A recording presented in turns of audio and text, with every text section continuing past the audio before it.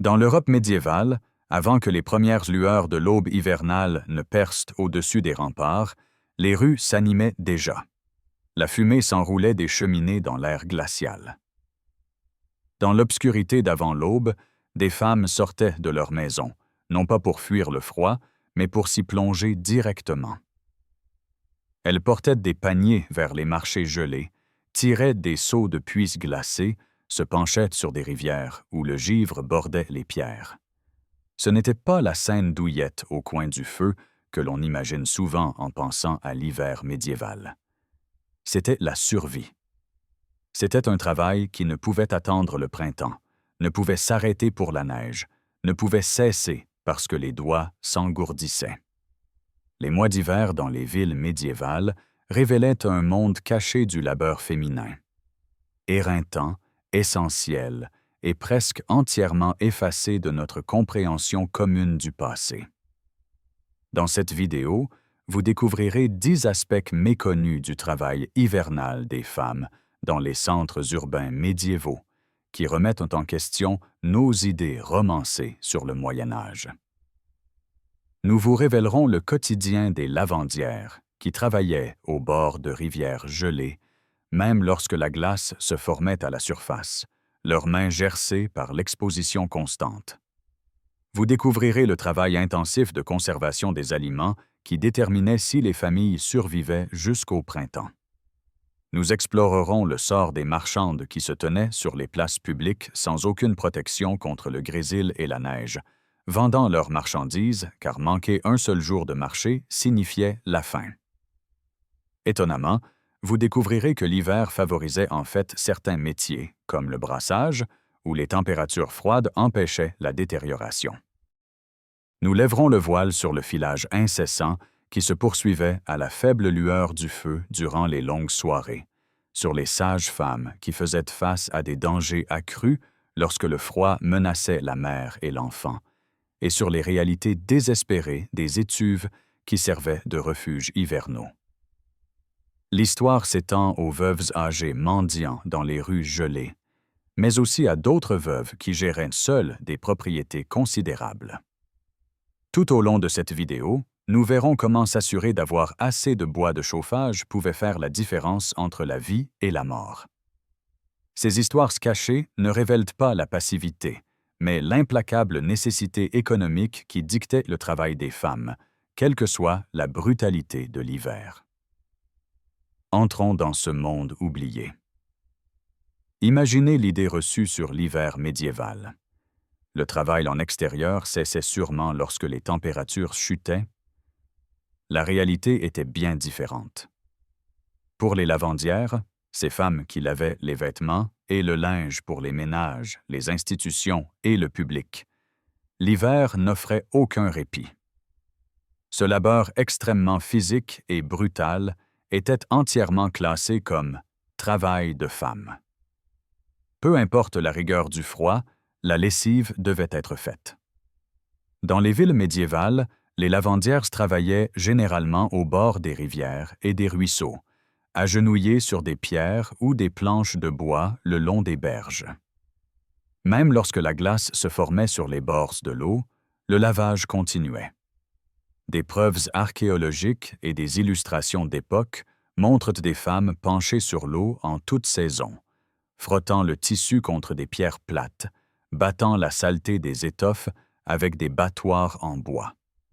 Le processus exigeait de plonger et replonger les mains et les bras dans une eau qui, en hiver, était d'un froid engourdissant et douloureux. Imaginez accomplir ce travail heure après heure.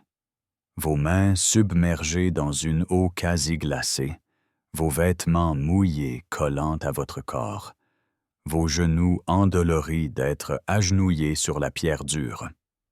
Le froid ne causait pas seulement de l'inconfort, il créait un réel danger.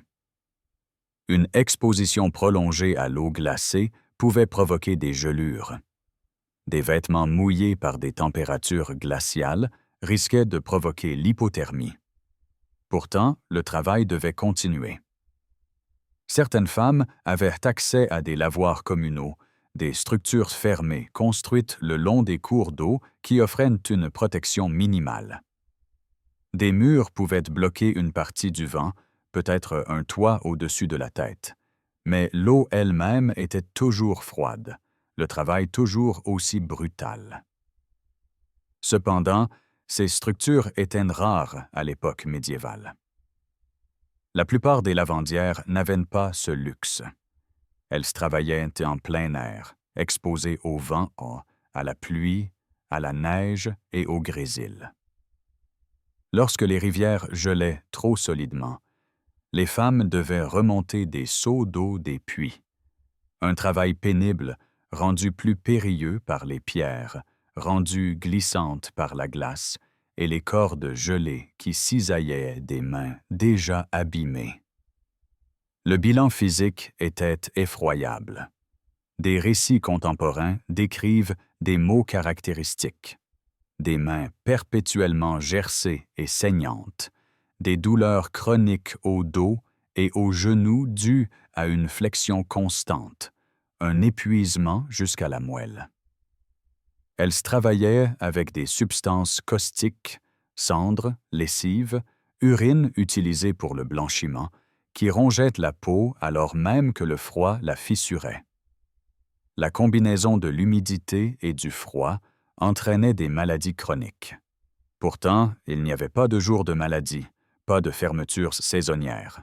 Les registres de l'Hôtel-Dieu, un grand hôpital du Paris médiéval, montrent que les lavandières y traitaient plus de 500 draps chaque semaine.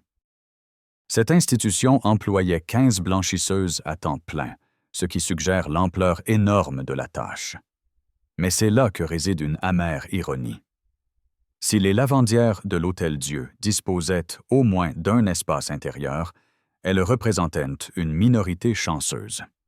La plupart des lavandières travaillaient de manière indépendante, sans aucun abri.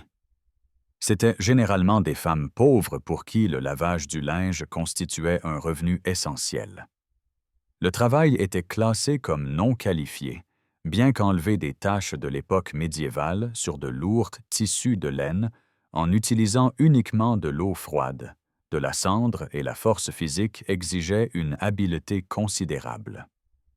Le travail était constamment mal payé. Les femmes pouvaient passer une journée entière dans des conditions glaciales, rentrant chez elles avec à peine assez de gains pour nourrir leur famille. Ce qui est particulièrement révélateur, c'est que ce travail est resté exclusivement féminin malgré ou à cause de sa difficulté. La société médiévale n'avait aucun problème à assigner des travaux physiques pénibles aux femmes lorsque cela arrangeait les hiérarchies économiques.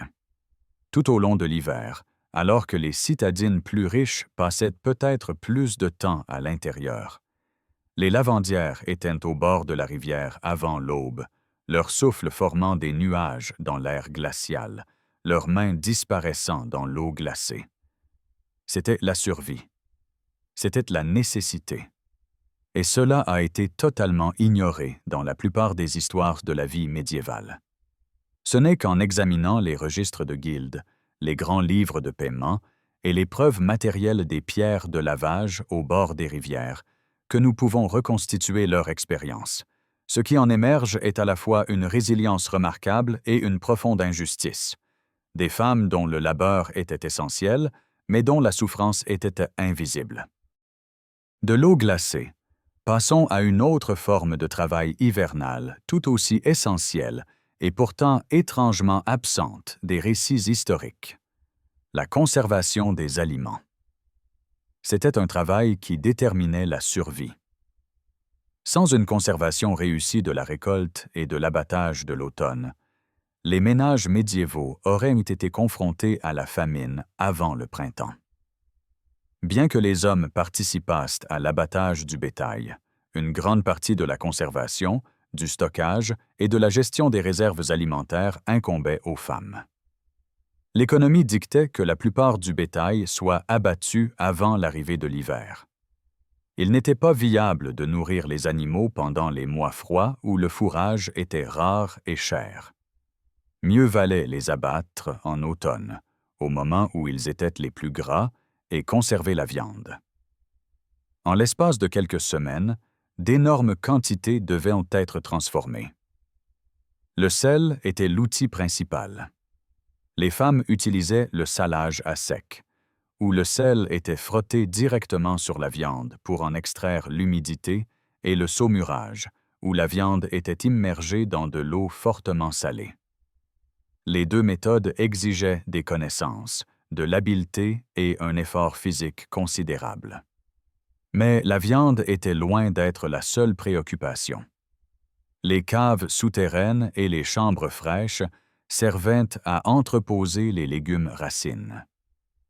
Ceux-ci devaient être correctement nettoyés, inspectés pour déceler tout dommage et soigneusement disposés pour empêcher la pourriture de se propager. Les femmes géraient ces caves tout l'hiver, vérifiant régulièrement les provisions, retirant tout ce qui montrait des signes de décomposition et rationnant ce qui restait en fonction de la durée possible de la saison froide. C'était de la gestion des ressources sous pression, un calcul mathématique déguisé en travail domestique.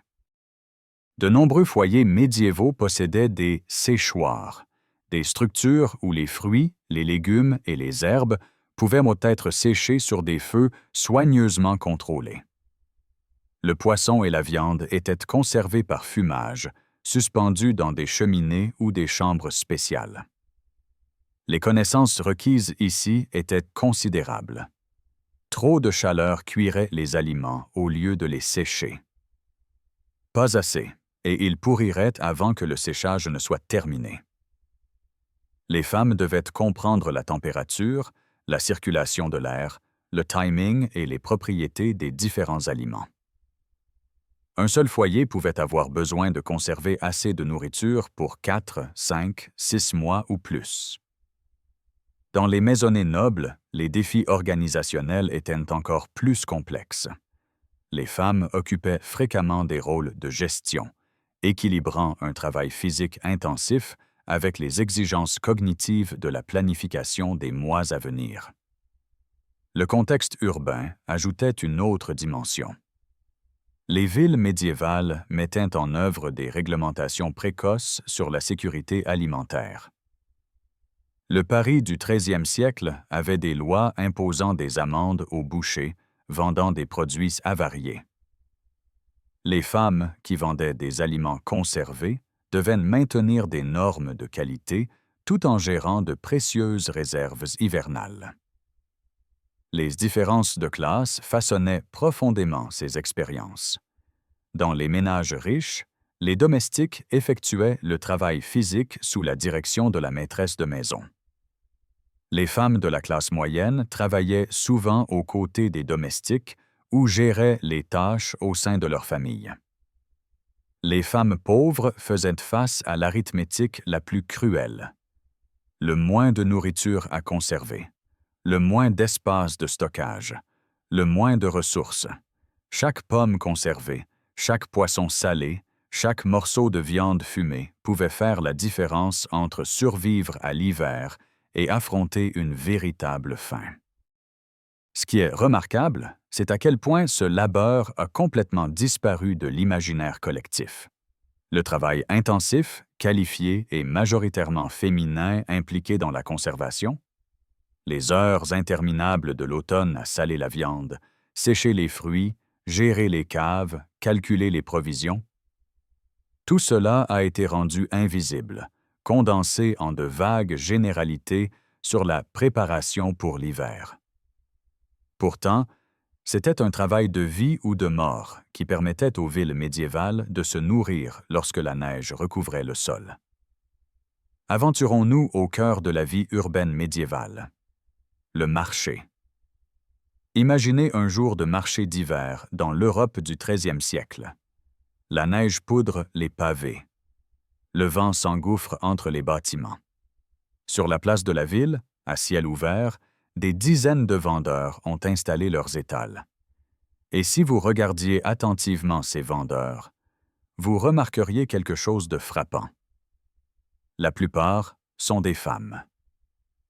Les archives de l'époque indiquent clairement que les femmes constituaient la majorité des tenanciers d'étal sur les marchés de nombreuses villes médiévales. C'est là que les femmes vendaient les denrées de base dont les foyers avaient besoin quotidiennement: œufs, produits laitiers, volailles et cervoises. Les hommes dominaient la vente de viande et de pain, des produits plus rentables bénéficiant de protections de guildes plus fortes. Mais les produits de première nécessité, qui formaient la base de l'alimentation de la plupart des gens, ils étaient principalement vendus par des femmes, souvent comme une extension de la production domestique. Le marché était l'endroit où les petits surplus des ménages se transformaient en revenus désespérément nécessaires. Considérez maintenant ce que l'hiver signifiait pour ce travail.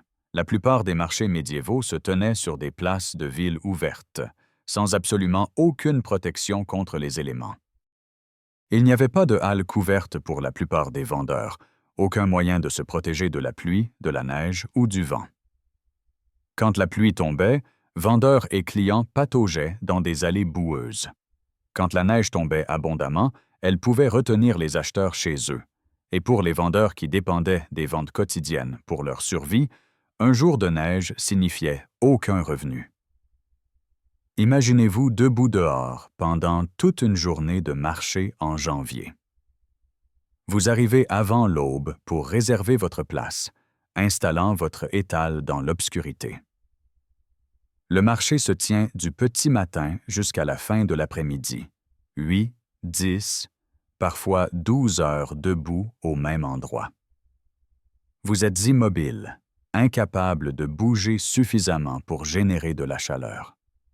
Vos pieds s'engourdissent lentement. Vos doigts se raidissent jusqu'à ce que vous puissiez à peine compter les pièces que les clients vous tendent. Si vous vendez des produits laitiers ou des œufs, vous devez vous assurer qu'ils ne gèlent pas et ne se fissurent pas, ruinant votre stock et vos revenus. Si vous vendez de la cervoise, vous devez protéger vos récipients de la formation de glace qui pourrait les faire éclater. Vous pouvez vous envelopper dans tous les vêtements que vous possédez, mais le froid s'infiltre quand même. Votre nez coule constamment. Vos yeux larmoient à cause du vent. Et tout cela en rivalisant pour attirer l'attention de clients qui, eux-mêmes, se dépêchent dans le froid, voulant terminer leurs achats et rentrer chez eux le plus vite possible. La nécessité économique rendait ces jours de marché incontournables. Contrairement aux commerçants professionnels avec des boutiques permanentes, la plupart des vendeuses étaient des commerçantes occasionnelles. Elles installaient des étals les jours de marché ou transportaient leurs marchandises dans des paniers à travers les rues.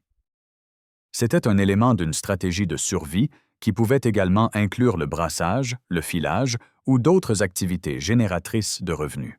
Chaque jour de marché représentait une opportunité de revenus cruciale. Le manquer pouvait créer une cascade de problèmes. La division par genre est particulièrement révélatrice. Les hommes vendaient de la viande et du pain, des produits généralement plus rentables et souvent contrôlés par des guildes. Les femmes vendaient des œufs, des produits laitiers, de la volaille et de la cervoise, des biens aux marges bénéficiaires plus faibles. Une ordonnance londonienne de 1363 spécifiait que les hommes devaient s'en tenir à un seul métier, tandis que les femmes pouvaient en exercer autant qu'il leur plaisait. Cela ressemble à de la liberté, n'est-ce pas? En réalité, cela reflétait une nécessité économique. Les femmes devaient bricoler un revenu à partir de multiples sources, car aucune ne leur assurait une subsistance suffisante. Les réseaux de soutien mutuel devinrent cruciaux. Les vendeuses développèrent des systèmes de solidarité. Si l'une devait s'absenter brièvement, une autre pouvait surveiller son étal. Ces réseaux informels fournissaient des mécanismes de survie que les structures formelles des guildes offraient aux artisans masculins. Lorsque l'hiver rendait les conditions particulièrement rudes, de tels réseaux devenaient encore plus vitaux. Pourtant, malgré toutes les difficultés, les marchés d'hiver restaient essentiels à la vie urbaine médiévale. Et c'étaient les femmes, debout dans le froid, criant leurs marchandises, qui les faisaient fonctionner.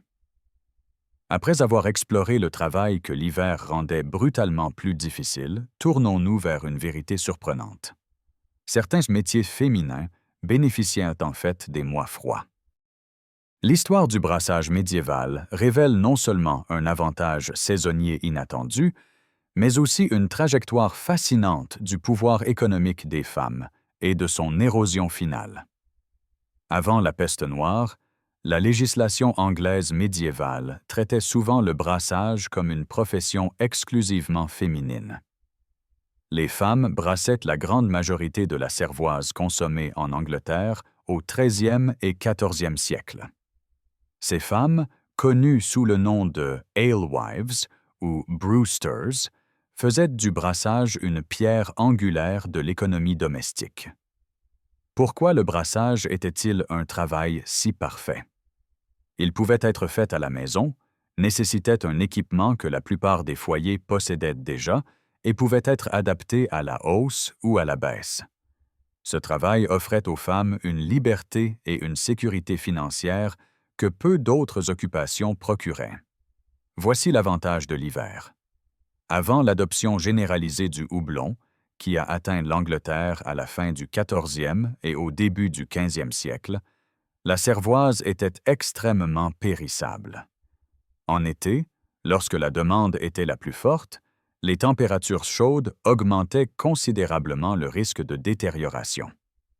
Une brasseuse pouvait produire un lot pour le voir tourner à l'aigre en quelques jours. L'hiver inversait cette équation. Les températures froides ralentissaient naturellement les processus qui faisaient tourner la cervoise. Un lot brassé en hiver restait buvable bien plus longtemps. Cela signifiait que les brasseuses pouvaient produire de plus grandes quantités avec moins de gaspillage, conserver leur stock plus longtemps et répondre à la demande de manière plus fiable. Il y a un autre facteur saisonnier à prendre en compte. L'hiver était la période où les gens désiraient le plus des boissons chaudes et caloriques. L'eau, tirée des puits ou des rivières, était souvent impropre à la consommation sans être bouillie. Les jus de fruits représentaient un gaspillage de sucre précieux nécessaire à la conservation des aliments, surtout à mesure que l'hiver avançait et que les réserves diminuaient. La cervoise fournissait des calories, de la chaleur et un réconfort social. Elle était nutritive. Brassée à partir de céréales, elle offrait une subsistance ainsi qu'une légère ivresse. Pour les brasseuses, cela signifiait une activité stable précisément au moment où leurs produits se conservaient le mieux. La demande ne baissait pas en hiver. Au contraire, elle restait constante, voire augmentait, car les gens cherchaient des boissons réchauffantes et des lieux de rassemblement pendant les longues et sombres soirées. Le travail lui-même était un travail d'intérieur, centré autour du foyer domestique, un autre avantage hivernal à ne pas sous-estimer. Tandis que d'autres femmes se trouvaient au bord de rivières gelées à laver le linge ou debout sur des marchés enneigés à vendre des œufs, les brasseuses pouvaient travailler dans une chaleur relative. Le processus de brassage nécessitait du feu pour chauffer l'eau, et les cuves de fermentation devaient être maintenues à des températures modérées. Cela signifiait que les brasseuses passaient leurs heures de travail dans la partie la plus chaude de la maison, près de l'âtre, gérant un processus qui générait sa propre chaleur. C'était toujours un labeur. Soulever des charges lourdes, surveiller attentivement, nettoyer l'équipement. Mais c'était un labeur accompli dans des conditions qui ne menaçaient pas la vie et l'intégrité physique comme le faisait le travail d'hiver en extérieur. Certaines brasseuses exploitaient ce qui était essentiellement des tavernes depuis leur domicile, offrant un espace où les clients pouvaient se rassembler, se réchauffer et créer une communauté. Le rôle social des brasseuses s'étendait au-delà du simple commerce. Elles étaient, à bien des égards, le cœur des réseaux communautaires locaux. Une brasseuse prospère pouvait générer des revenus familiaux importants.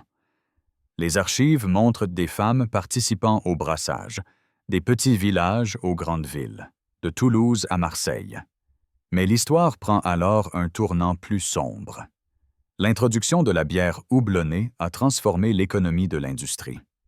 Soudain, une durée de conservation plus longue a rendu le brassage beaucoup plus rentable et prestigieux. Et à mesure qu'il devenait plus lucratif, les hommes ont commencé à s'investir dans ce métier. Après 1350, le brassage est passé d'un travail majoritairement féminin à un domaine de plus en plus dominé par les hommes. Des opérations à plus grande échelle ont émergé. Des guildes se sont formées avec des restrictions d'adhésion. Les femmes se sont retrouvées progressivement exclues d'un métier qu'elles avaient autrefois contrôlé. Ce schéma, les femmes dominant un métier lorsqu'il est à petite échelle et marginalement rentable, puis étant évincé lorsqu'il devient lucratif, apparaît à plusieurs reprises dans l'histoire économique médiévale. Le travail des femmes était acceptable tant qu'il restait subalterne et mal rémunéré. Lorsqu'un métier offrait un réel pouvoir économique, des structures émergeaient pour restreindre l'accès des femmes. L'hiver avait peut-être donné aux femmes d'autrefois un avantage saisonnier, mais des forces plus importantes ont fini par leur retirer cet avantage. Et le métier lui-même. En parlant de travail d'hiver en intérieur, aventurons-nous dans ce qui était peut-être la forme la plus omniprésente du labeur féminin. La production textile, en particulier le filage. La plupart des femmes médiévales n'utilisaient pas de rouets, qui ne sont arrivés en Europe qu'au XIIIe siècle, mais le fuseau, bien plus ancien. Un simple bâton avec un poids, nécessitant habileté, patience et des heures interminables pour produire du fil.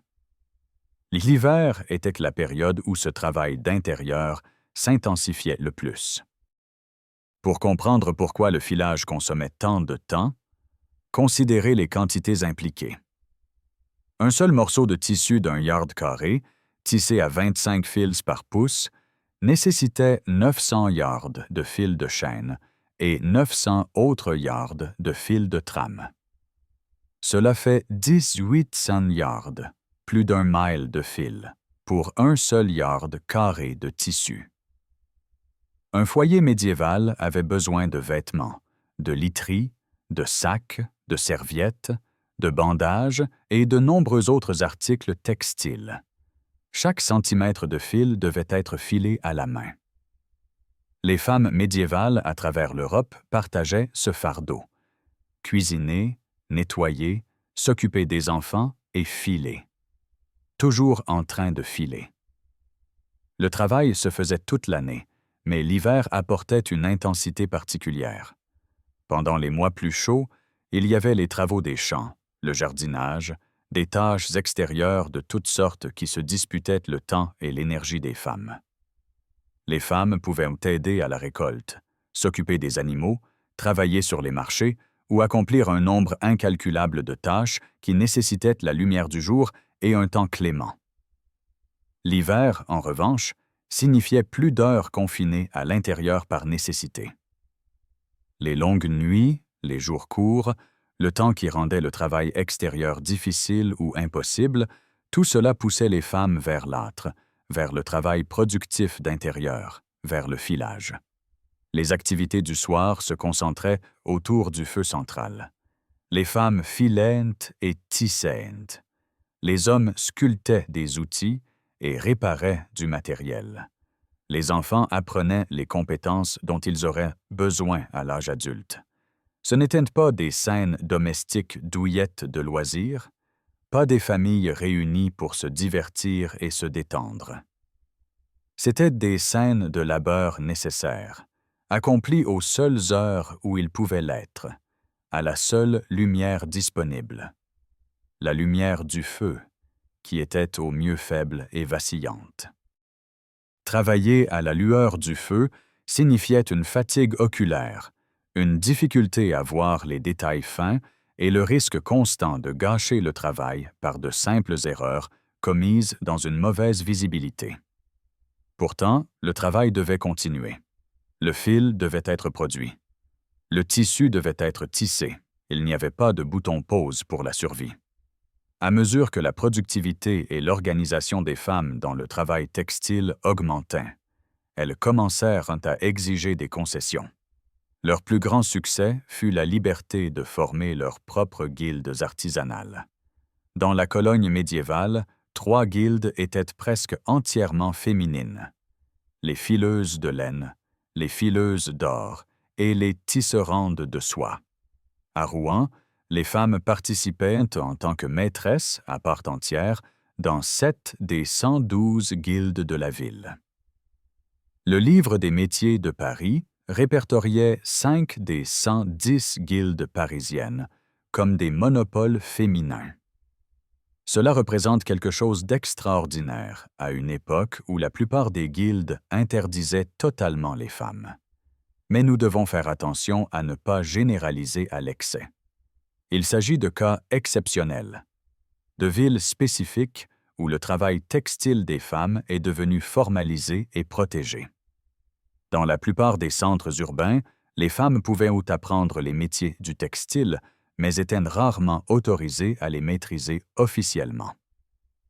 Les différences de classe créaient des expériences hivernales très différentes. Les femmes pauvres filaient du fil de base pour les besoins du ménage. Les fileuses professionnelles pouvaient gagner un certain revenu, mais à des taux reflétant une dévalorisation genrée. Au sommet de la hiérarchie se trouvaient des spécialistes comme les Silk Women de Londres, qui faisaient le commerce de soies de luxe et détenaient certains droits commerciaux indépendamment de leur mari. Elles fabriquaient du fil de soie à partir de soie brute importée d'Italie, tissaient des rubans, des galons et des garnitures décoratives. Elles étaient suffisamment organisées pour pétitionner le Parlement en 1455 pour une protection contre la concurrence étrangère. De même, la broderie représentait un autre échelon d'élite. La broderie anglaise connue sous le nom d'Opus Anglicanum, œuvre anglaise, était prisée dans toute l'Europe. Certains des tissus brodés les plus prestigieux du XIIIe siècle étaient produits par des femmes travaillant dans des ateliers laïques et des ordres religieux dans toute l'Angleterre. De nombreux ateliers de broderie du XIIIe siècle étaient situés autour de la vieille cathédrale Saint-Paul à Londres. Cependant, à mesure que le XIVe siècle avançait, les hommes devinrent plus courants dans ce métier. C'était aussi un travail d'hiver, un labeur d'intérieur nécessitant une excellente lumière et une grande attention, produisant des biens de luxe. Pourtant, voici ce qui relie la plus pauvre des fileuses à la plus élite des brodeuses. L'hiver signifiait plus d'heures passées à ce travail. Des jours plus courts signifiaient des soirées plus longues à la lueur du feu. Un temps plus mauvais signifiait plus de temps à l'intérieur. Le travail textile des femmes était le bourdonnement constant sous toute la vie économique médiévale, essentiel et sous-évalué, qualifié et méprisé, partout et pourtant nulle part dans les histoires traditionnelles. De la chaleur du foyer, tournons-nous vers un autre type de travail d'hiver en intérieur, où la chaleur n'était pas simplement un confort, mais une nécessité médicale. Les gens du Moyen Âge croyaient fermement que la chaleur était bénéfique lorsqu'une femme accouchait. Par conséquent, l'accouchement en hiver était considéré comme plus dangereux. Cette croyance mettait une pression énorme sur les sages-femmes, dont les connaissances et les compétences faisaient la différence entre la vie et la mort. Tout au long de la période médiévale, la santé des femmes, en particulier la grossesse et l'accouchement, était gérée principalement par des femmes. Les médecins masculins intervenaient rarement, sauf en cas de catastrophe. La profession de sage-femme était l'un des rares domaines où les femmes avaient un contrôle significatif, où elles étaient des autorités reconnues. Le travail était largement dominé par les femmes du début à la fin. Mais l'hiver compliquait tout. Si l'on croyait que la chaleur était nécessaire pour un accouchement réussi, comment maintenir une chaleur adéquate dans les bâtisses médiévales pleines de courants d'air, pendant les mois les plus froids. Considérez les défis pratiques. La plupart des bâtiments médiévaux, même en ville, avaient un chauffage limité. Un antre central, peut-être une cheminée, mais ceux-ci ne chauffaient que les environs immédiats. L'air froid s'infiltrait à travers les volets en bois, sous les portes, à travers les interstices des murs. Surtout en hiver, nous disent les sources contemporaines. Le bain de naissance se faisait près de la cheminée. Tout devait être organisé autour de la source de chaleur. Les sages-femmes devaient arriver à un accouchement préparé non seulement avec leurs connaissances médicales, mais aussi avec la compréhension de la manière de créer et de maintenir un environnement chaud dans des conditions difficiles. Elles pouvaient demander aux membres de la famille d'attiser le feu, de suspendre des draps pour bloquer les courants d'air, de chauffer de l'eau et des pierres qui pouvaient fournir de la chaleur. Si la maison de la femme en travail était pauvre, avec des réserves de combustible insuffisantes ou des murs pleins de courants d'air, la sage-femme devait contourner ces limitations, faisant de son mieux avec des ressources insuffisantes. Si elle était riche, il pouvait y avoir des serviteurs pour gérer le feu et maintenir la température, mais la sage-femme portait toujours la responsabilité ultime de s'assurer que les conditions étaient bonnes. La croyance que le froid menaçait à la fois la mère et l'enfant signifiait que la gestion de la température devenait aussi importante que tout autre aspect du métier de sage-femme. Abordons maintenant une idée fausse répandue.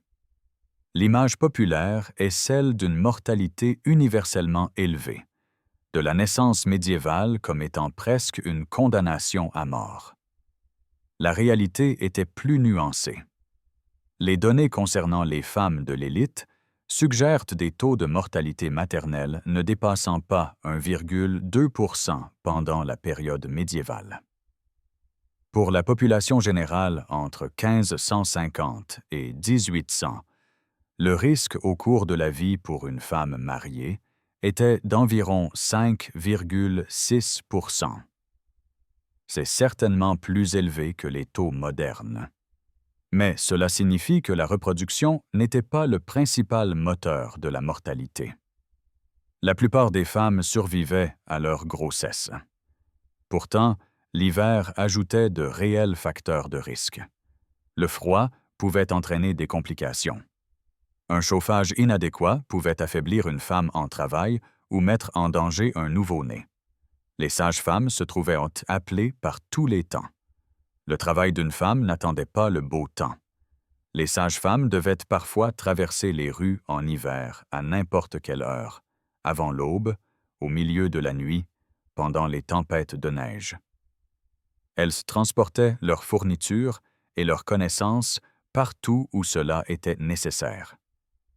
La mise en nourrice était liée à la profession de sage-femme. Être nourrice pour une famille aisée était l'une des professions les mieux payées accessibles aux femmes médiévales. Travailler pour une riche famille urbaine pouvait offrir à une femme rurale une véritable opportunité. Pourtant, considérez la réalité humaine. Toutes les nourrices étaient elles-mêmes des mères. Des mères qui sevraient leurs propres enfants trop tôt pour gagner de l'argent ou qui avaient perdu un enfant mais avaient du lait, ou dans les cas les plus sombres, des mères esclaves vendues et séparées à jamais de leur nouveau-né. Ce qui émerge est un paysage complexe du travail médical des femmes en hiver. Des sages-femmes voyageant par temps rude pour assister à des naissances dans des maisons mal chauffées. Des nourrices s'occupant de nourrissons vulnérables tandis que l'hiver menaçait. Des communautés de femmes se soutenant mutuellement à travers le passage dangereux de la naissance et de la petite enfance. Le travail était essentiel. La société ne pouvait pas se reproduire sans lui.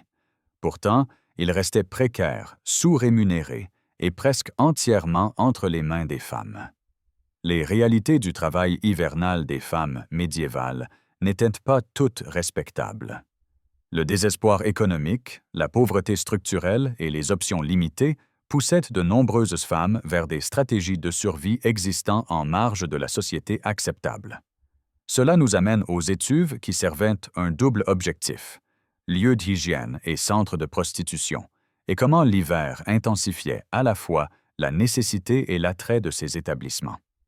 Les gens du Moyen Âge acceptaient largement que les étuves étaient des endroits où l'on pouvait se laver et être en bonne santé, mais aussi où la prostitution avait lieu.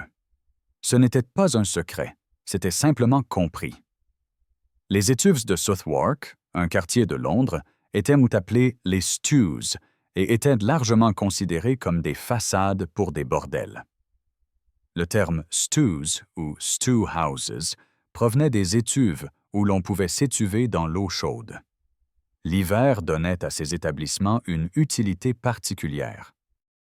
Un traité médical médiéval spécifiait que le printemps et l'hiver étaient de bonnes périodes pour se baigner, suggérant un fonctionnement toute l'année.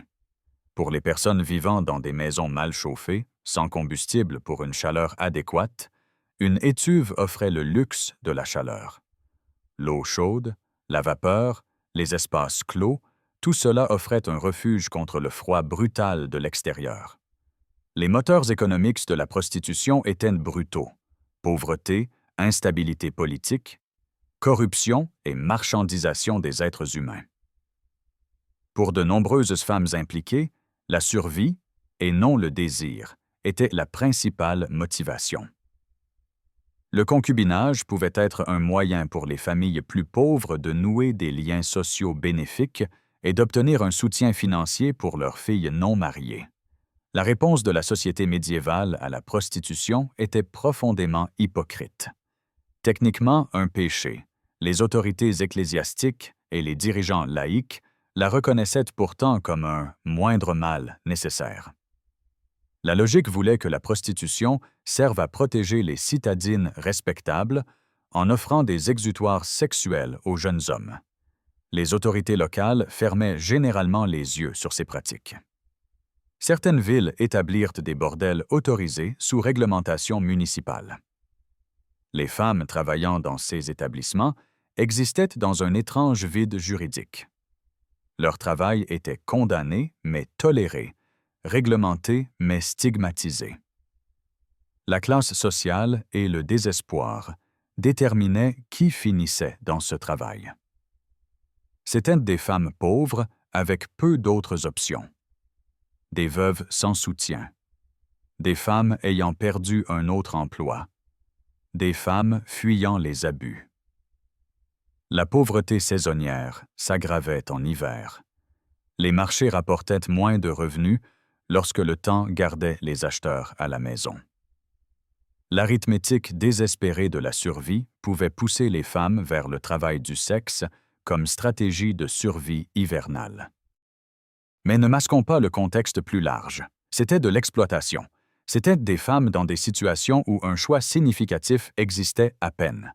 Le fait que l'hiver rendait les étuves attrayantes parce qu'elles offraient de la chaleur est une condamnation accablante du peu de soutien qui existait pour les pauvres des villes. Le fait que les femmes devaient mettre en balance la dégradation de la prostitution et le désespoir de geler et de mourir de faim révèle la cruauté ancrée dans les structures économiques médiévales. La pauvreté menait certaines femmes à la prostitution. Pour d'autres, elle les menait dans la rue comme mendiantes. Lorsqu'une épouse perdait sa capacité à travailler, nous disent crûment les sources contemporaines, c'était fatal pour l'économie de toute la famille. Elle était donc forcée de chercher un revenu supplémentaire en mendiant. L'hiver rendait cette stratégie de survie désespérée encore plus brutale. Les veuves pauvres apparaissent fréquemment dans les sources de la fin du Moyen Âge. Les veuves âgées, en particulier, bénéficiaient d'une protection spéciale par le biais de pratiques caritatives. Non pas parce que la société médiévale était particulièrement généreuse, mais parce que le veuvage était reconnu comme un facteur de vulnérabilité majeure. Les archives de la Florence de la fin du Moyen Âge montrent que les femmes âgées recevaient 23% des aumônes distribuées en 1356. Ce n'était pas un soutien universel, c'était une charité épisodique dépendant de la bonne volonté des donateurs. Les livères apportaient des horreurs particulières aux femmes qui mendiaient dans les rues. Un poème de la fin du Moyen Âge, Piers Plowman, décrit des femmes connaissant le malheur en hiver et les nuits blanches, tout en s'occupant de leurs enfants et en travaillant, ou en essayant de travailler. Cette phrase vivide capture la réalité. L'hiver apportait le malheur, apportait des nuits blanches passées à s'inquiéter de la survie, apportait l'impossible jonglerie de s'occuper des enfants tout en cherchant désespérément un revenu. Imaginez la réalité physique. Vous êtes âgé ou affaibli par la maladie ou une blessure. Vous n'avez pas d'abri sûr ou votre abri est inadéquat, une pièce pleine de courants d'air, un combustible insuffisant, pas de vêtements chauds.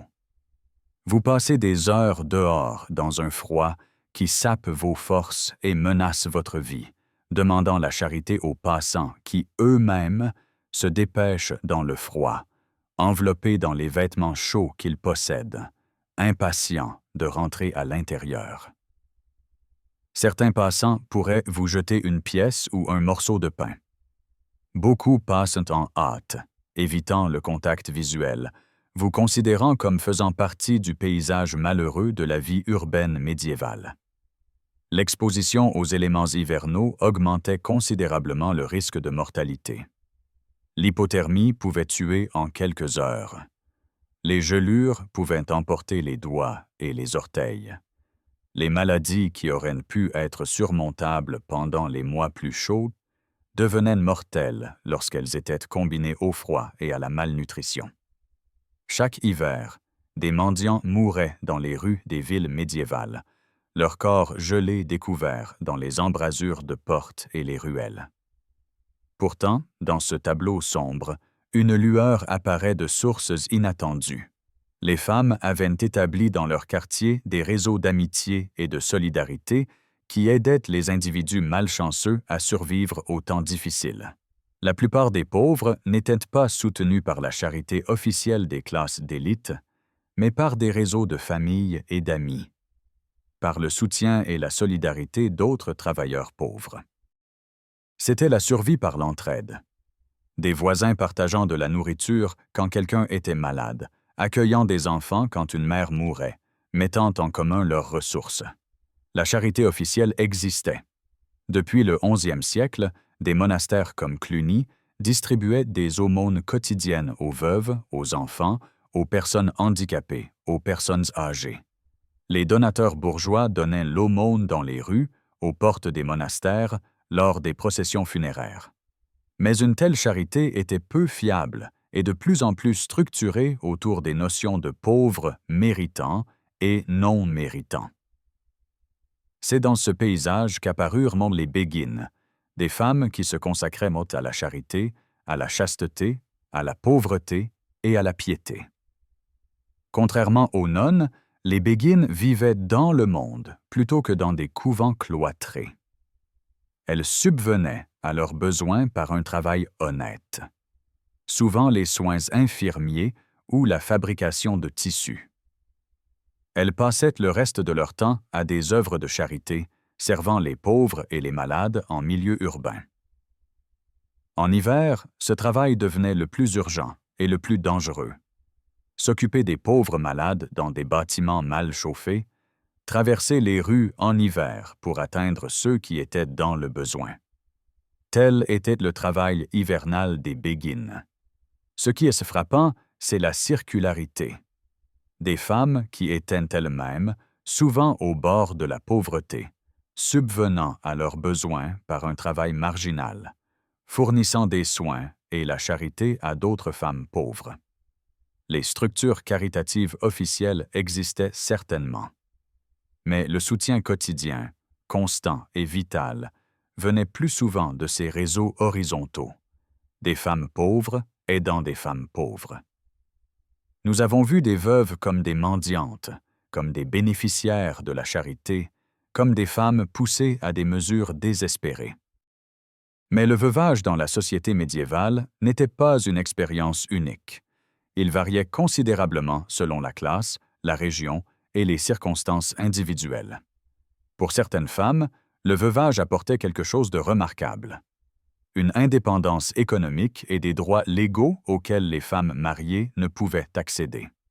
Comment le veuvage pouvait-il représenter à la fois une pauvreté désespérée et un pouvoir réel? La réponse réside dans la propriété, la loi et les défis particuliers de la gestion des domaines en hiver sans aide masculine. Les veuves médiévales pouvaient exercer une indépendance personnelle et économique considérable.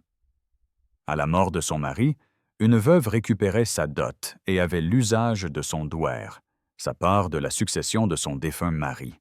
Elle était fréquemment nommée exécutrice testamentaire et tutrice de leurs enfants. Toutes ces responsabilités lui incombaient de par la loi et de plein droit, sans supervision masculine.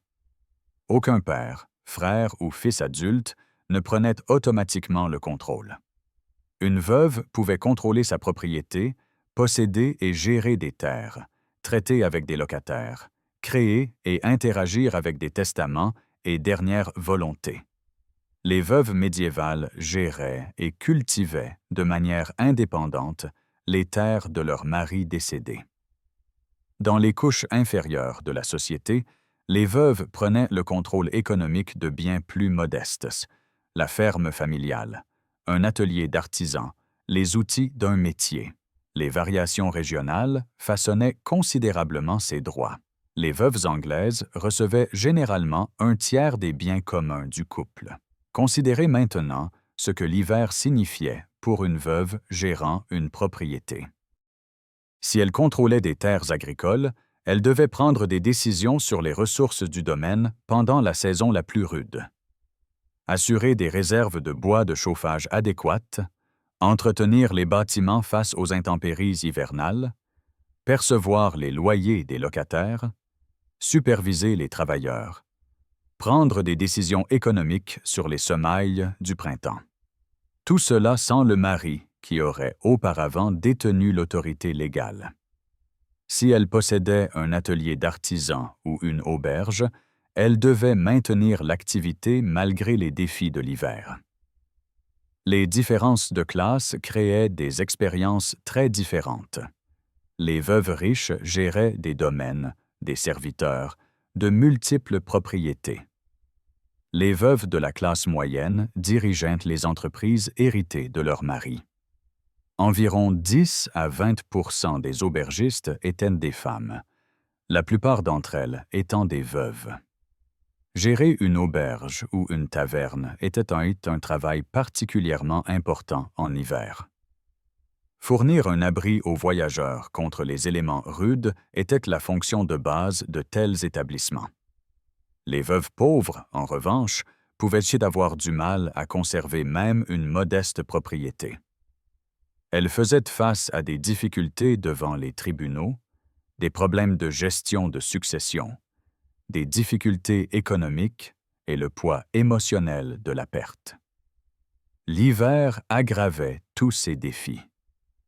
Si une veuve ne pouvait pas entretenir sa propriété pendant l'hiver, ne pouvait pas payer les réparations, ne pouvait pas ramasser de combustible, ne pouvait pas générer de revenus, elle risquait de la perdre entièrement. Pourtant, certaines veuves prospéraient. Des réussites apparaissent dans les archives historiques.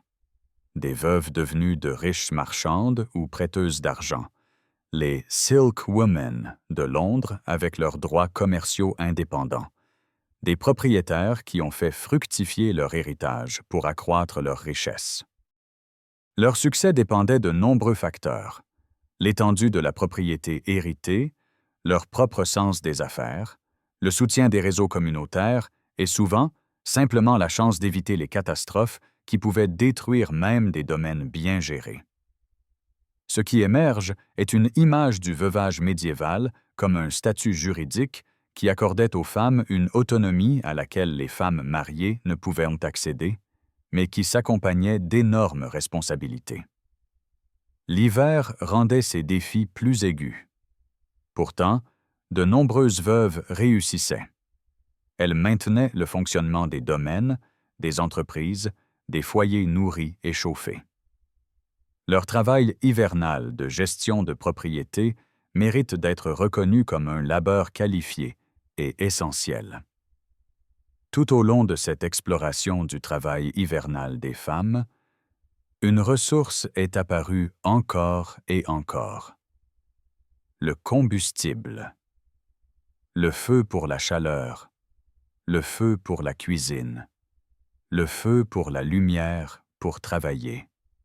Le feu pour chaque activité humaine qui rendait la survie hivernale possible.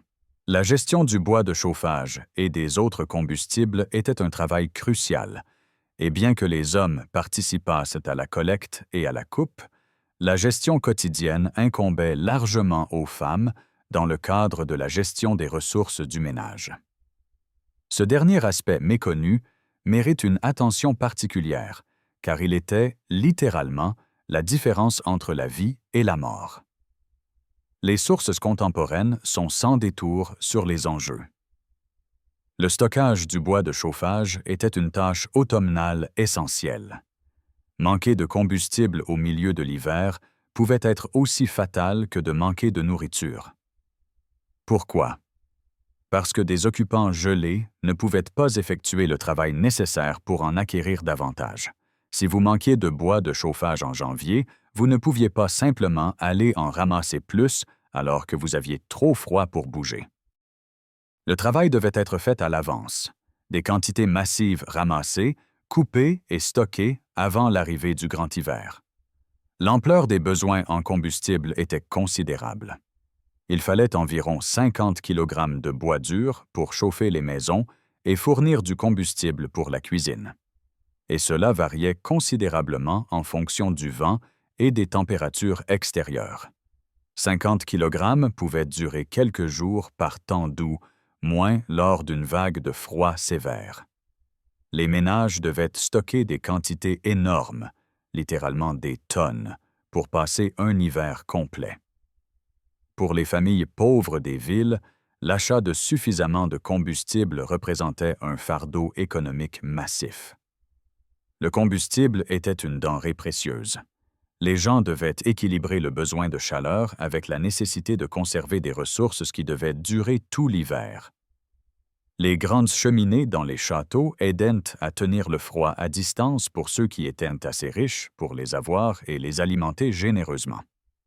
Mais la plupart des gens vivaient avec un chauffage inadéquat, faisant des calculs constants. Pouvons-nous nous permettre un feu pendant la journée ou seulement la nuit? Quelle est la plus petite taille de feu possible tout en pouvant encore cuisiner? Le rôle des femmes dans cette gestion des ressources est facile à négliger, car il était quotidien, constant et largement invisible. Tout au long de l'hiver, la gestion quotidienne incombait aux femmes dans le cadre du travail domestique. Elles décidaient quand attiser le feu pour la cuisine, quand le laisser mourir pour conserver le combustible, comment disposer l'âtre pour une efficacité maximale, comment s'assurer que les enfants restaient suffisamment au chaud sans gaspiller un combustible précieux. Cela exigeait un calcul constant et une connaissance pratique approfondie. L'âtre devenait le centre de la vie domestique en hiver, et donc le centre des espaces de travail des femmes. Les femmes s'y rassemblaient pour leur labeur du soir. Tissage, couture, filage, préparation des aliments. Ce n'était pas un moment de loisir autour d'un feu douillet, c'était une polyvalence dictée par la nécessité.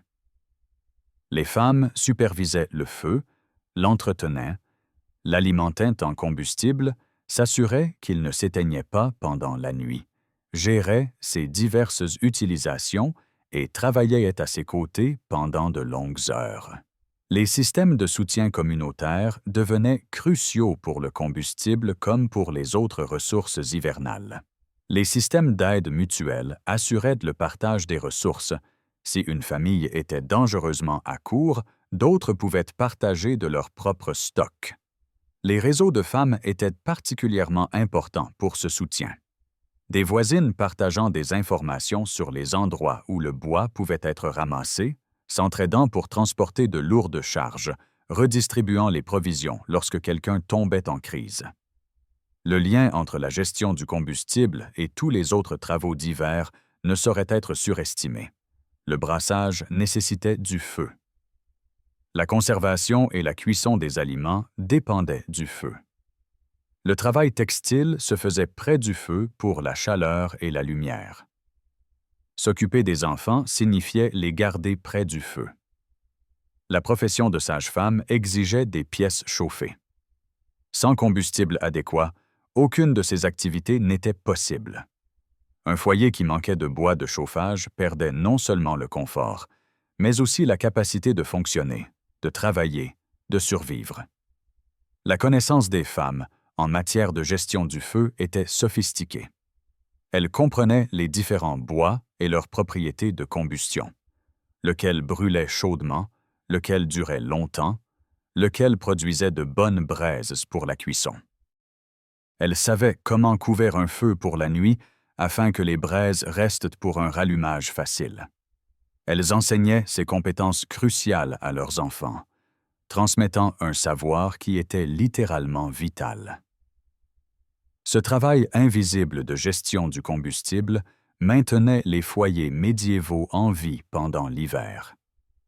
Il exigeait de la force physique, des calculs mathématiques, une connaissance pratique approfondie, une vigilance constante et la capacité de prendre des décisions de vie ou de mort avec des ressources inadéquates. Pourtant, il n'apparaît dans les sources historiques que de manière oblique. Ce quelqu'un qui gérait le feu était généralement une femme, et le travail qu'elle accomplissait mérite d'être reconnu comme le fondement sur lequel reposait toute autre forme de survie hivernale. Nous avons parcouru 10 aspects du travail hivernal des femmes dans les villes médiévales qui apparaissent rarement dans les livres d'histoire ou dans la compréhension populaire du Moyen Âge. Des lavandières aux mains plongées dans l'eau glacée aux veuves, gérant des domaines.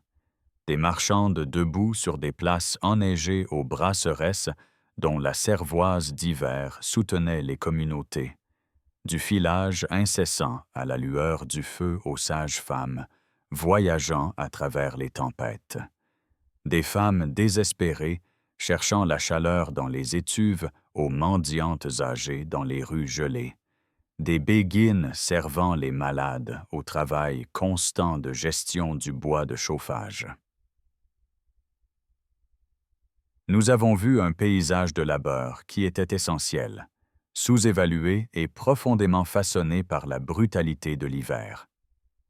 Plusieurs thèmes émergent lorsque nous prenons du recul. Premièrement et fondamentalement, la nécessité économique dictait le travail des femmes, indépendamment du temps, des difficultés ou du danger. L'idée romantique selon laquelle les femmes médiévales restaient confortablement à l'intérieur pendant l'hiver se brise complètement face aux preuves. Les femmes travaillaient en hiver parce qu'elles le devaient. Leur famille dépendait de leurs revenus. Arrêter de travailler signifiait la famine, le gel, la mort. Travailler ou mourir, tel était le calcul. Deuxièmement, les différences de classe façonnaient chaque aspect de l'expérience hivernale. Les femmes riches travaillaient dans des pièces chauffées avec des serviteurs. Les femmes pauvres affrontaient toute la brutalité de l'hiver. Travail en extérieur dans des conditions glaciales. Abri inadéquat, combustible insuffisant, faim chronique. La même saison affectait différentes femmes de manière profondément différente. Troisièmement, l'écart salarial entre les sexes qui persiste aujourd'hui avait de profondes racines médiévales. Les femmes gagnaient considérablement moins que les hommes, même en effectuant un travail similaire. En Europe du Sud, les femmes recevaient généralement environ la moitié du salaire des hommes, tandis qu'en Angleterre, elles gagnaient environ 70%. Un écart salarial toujours significatif et persistant. Ce n'était pas un accident, C'était une dévalorisation systématique du travail des femmes. Un travail devenait travail de femme, précisément lorsqu'il était mal payé et de faible statut. Les maîtres maçons gagnaient en 25 jours de travail en hiver ce que les fileuses gagnaient en un an.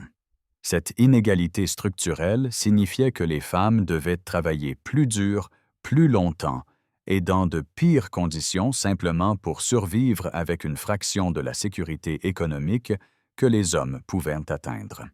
Quatrièmement, les droits légaux coexistaient avec des restrictions pratiques de manière à créer des réalités complexes. Le statut de femme seule permettait à certaines femmes de commercer de manière indépendante. Les veuves gagnaient une autonomie économique que les femmes mariées n'avaient pas. Certaines villes avaient des guildes de femmes. Pourtant, simultanément, la plupart des guildes interdisaient totalement les femmes. La plupart des travaux qualifiés étaient fermés à la participation féminine. Les droits qui existaient étaient des exceptions qui confirment la règle de la limitation systématique. Cinquièmement, les réseaux de femmes se soutenant mutuellement créaient des structures de survie que les institutions formelles ne fournissaient pas. Des voisines partageant du combustible quand quelqu'un était à court, des marchandes surveillant les étals les unes des autres, des sages-femmes assistant à des naissances sans soutien institutionnel. Ces réseaux horizontaux d'aide mutuelle faisaient souvent la différence entre la survie et la mort. Ces schémas médiévaux se révèlent terriblement persistants dans les économies modernes. L'écart salarial entre les sexes, ce que nous avons documenté, persiste dans les économies contemporaines. Le travail des femmes reste systématiquement sous-évalué. Les travailleurs essentiels, de manière disproportionnée des femmes, sont toujours confrontés à des conditions de travail difficiles pour un salaire inadéquat. Les formes spécifiques ont changé. Les dynamiques sous-jacentes restent reconnaissables.